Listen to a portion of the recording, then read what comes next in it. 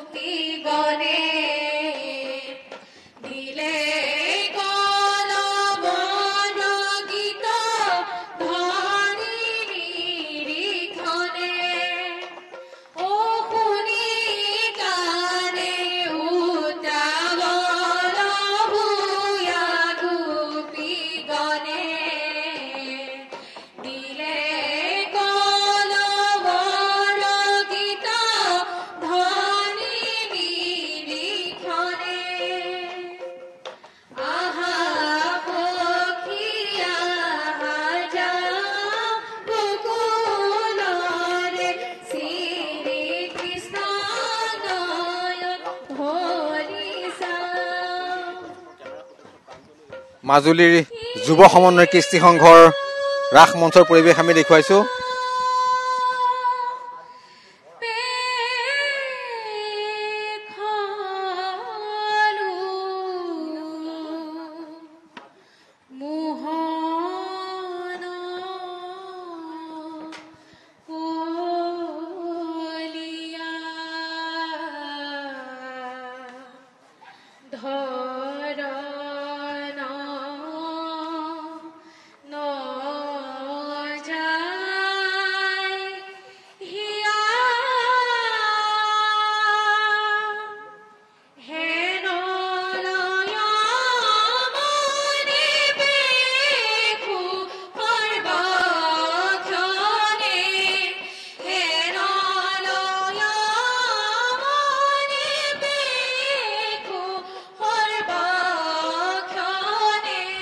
এইবাৰ জুবিনদাবিহীন প্ৰথমখন ৰাস আৰু জুবিনদাৰ নামত এইখন ৰাস মঞ্চ উৎসৰ্গা কৰা হৈছে।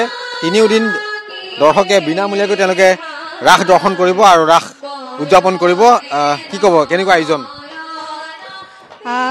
আচলতে প্ৰথমতে আমি কেতিয়াও কল্পনা কৰা নাছিলোঁ এনেকুৱা এটা দিন আহিব, দুৰ্ভাগ্যৰ দিন, য'ত নেকি জুবিনদাবিহীন আমি ৰাস অনুষ্ঠিত কৰিব লাগিব। আচলতে এইটো এটা বেলেগ ধৰণৰ আৱেগ, যিটো আৱেগ আপোনালোকক শব্দৰে বুজাব নোৱাৰিম। হয়তো আচলতে আজি আমি যিখন ঠাইত এই অনুষ্ঠানভাগি কৰিছোঁ সেইখন আচলতে আমাৰ মাজুলীৰ কাৰণে জুবিন ক্ষেত্ৰ হয়। ইয়াতে জুবিনদাই প্ৰথম আহি তেখেতৰ অনুষ্ঠান পৰিৱেশন কৰিছিল। এই অনুষ্ঠানৰ লগত জুবিনদাৰ বহুত স্মৃতি জড়িত হৈ আছে। এই ঠাইৰ পৰাই জুবিনদাই দৰিয়াডুবিক বিশ্বত চিনাকি কৰি দিছিল। সেই ক্ষেত্ৰতেই আমি আমাৰ ৰাসখন আয়োজন কৰিছোঁ। সেইকাৰণে এটা বেলেগ ধৰণৰ আচলতে আৱেগিক মুহূৰ্ত এইটো আমাৰ বাবে।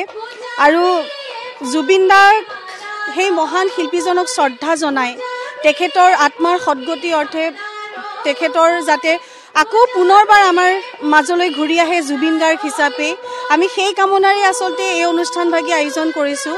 আৰু জুবিনদাৰ যি আদৰ্শ, আমি সেই আদৰ্শৰো আচলতে মানিবলৈ যত্ন কৰিছোঁ, যাতে জুবিনদাই আশা কৰিছিল জাতি ধৰ্ম বৰ্ণ ধনী দুখীয়া এই ধৰণৰ যাতে কোনো ধৰণৰ ভেদাভেদ নাথাকে আমাৰ সমাজত। জুবিনদাই এখন বেলেগ ধৰণৰ সমাজ কল্পনা কৰিছিল।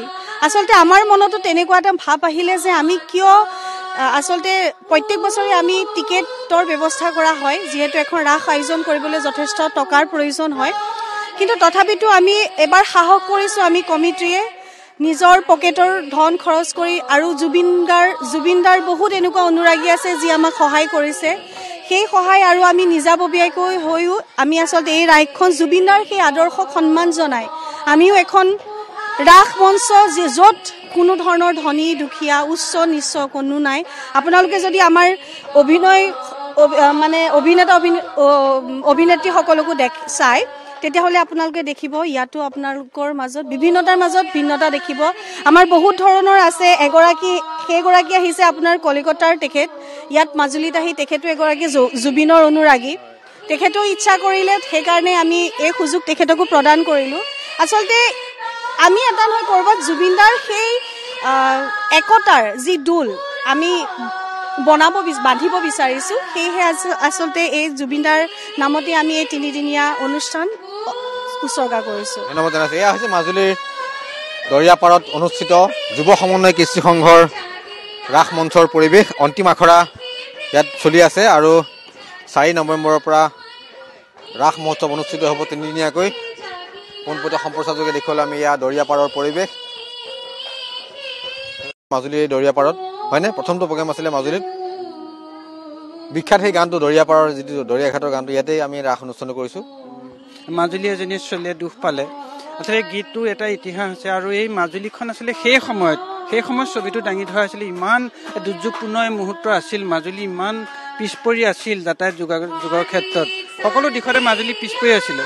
তাক আচলতে জুবিন গাৰ্গে এটি গীতেৰে আচলতে প্ৰতিবাদ জনাইছিল আৰু সেই গীতৰ ফলতে আজি মাজুলীয়ে দুপৰ উন্নতি কৰিবলৈ সক্ষম হৈছে। মাজুলী এটা নতুন ৰূপ পালে আৰু জুবিন গাৰ্গক সেইকাৰণে আমি কেতিয়াও পাহৰিব নোৱাৰোঁ মাজুলীবাসী। আৰু এই ঠাইখন আচলতে অতি তেখেতৰ কাৰণে আমি আচলতে ক্ষেত্ৰ হিচাপে নিৰ্বাচিত কৰিছোঁ। এই ক্ষেত্ৰত জুবিন গাৰ্গৰ এইবাৰ ব্যৱসায়িক ৰাস কৰিবলৈ অসুবিধা বোধ কৰি পেলাই আমি আচলতে সিদ্ধান্ত লৈছোঁ 3 দিন আমি ৰাইজৰ কাৰণে মুকলি ৰাখিম। ৰাইজৰ জুবিন গাৰ্গৰ প্ৰতি যিটো ভক্তি বা তেখেতৰ প্ৰতি যিটো শ্ৰদ্ধা এতিয়াও অব্যাহত আছে, সেই সময়ত এখন ৰাস তেখেতৰ কাৰণে উৎসৰ্গা কৰাটো খুব গুৰুত্বপূৰ্ণ বিষয়। আমি ৰাইজৰ সহায় সহযোগ বিচাৰিছোঁ, ৰাইজৰ পৰা বিভিন্ন সহায় লৈ পেলাই আমি সাহস লৈ পেলাই আমি আগবাঢ়িছোঁ। আশা ৰাখিছোঁ যে আমি জুবিন গাৰ্গ এজন যিহেতু ভগৱান, আজি তাৰিখত মানৱৰূপী ভগৱানে কৰোঁ বুলিলে একো নোৱাৰে, সেইটো মনোবলকে লৈ আমি ৰাসখন আচলতে প্ৰায় 6-7 লাখ টকাৰ এক বাজেটৰ ৰাস আমি উৎসৰ্গা কৰিবলৈ সক্ষম হৈছোঁ।